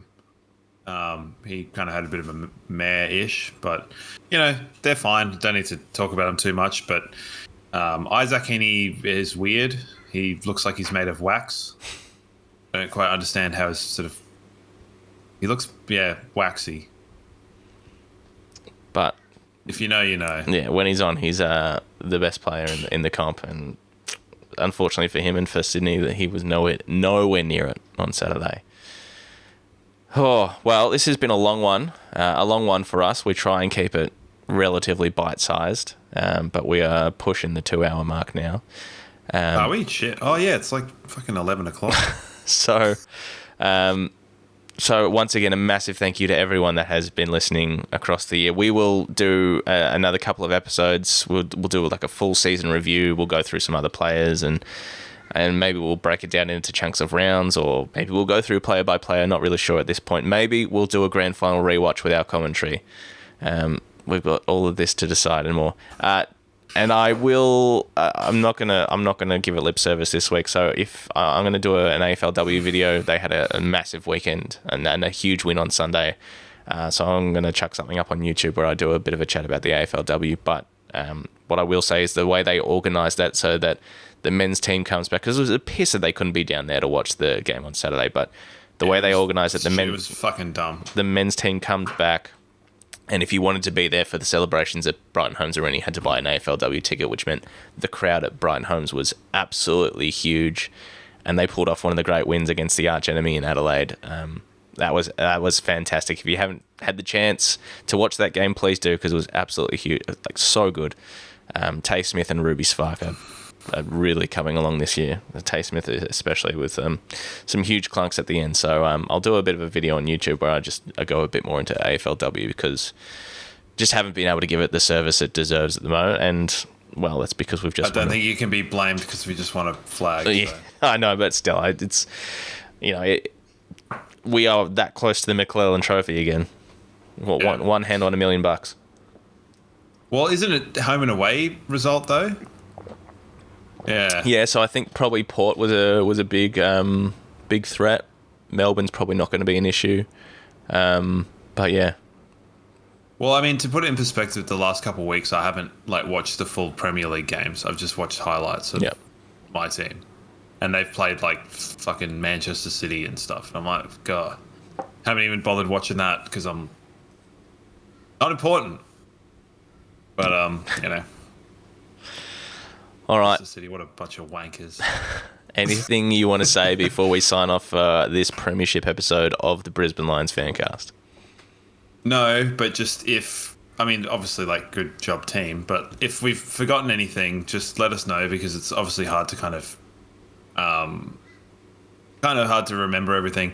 And to any listeners, get in touch if you've got any moments that you had that stood out to you. It'd be nice to read through that. Yeah, or for sure. Hear that, because you and I, Brooksy, we're pretty weird. We kind of just digest things in our own way. Other people do it in a different way, and I'd like to hear. So maybe less kind of newsreadery outside the Royal Derby style shit that I saw on the news. Just some coherent, poetic sentences about experiences that you might have had that might have been special to you. I think would be cool. Yeah, definitely. It doesn't have to be at the game. It can be at your home. It can be if you're watching in prison. It can be wherever. So sure. Get in touch. You can shoot us an email, blfancast@gmail.com. You can go through the website, or of course at the socials, just blfancast, Twitter, Facebook, Instagram, Reddit, join the Discord. It's all there. It's all there, and it's been another great year, and there's still a few more episodes to come where we wrap a neat little bow on everything, and then now we get into the silly season, trade and draft news. At this stage, yeah, I love trade and draft news. It's my favourite time of the year. Well, we still don't know what Joe's doing at this point. His dad has been on SEN this morning.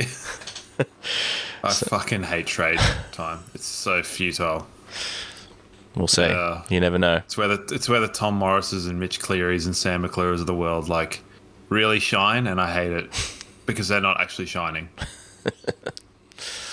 All right, well, in the words of Winston Smith's son, go Lions, Brisbane Lions will kick you in the balls.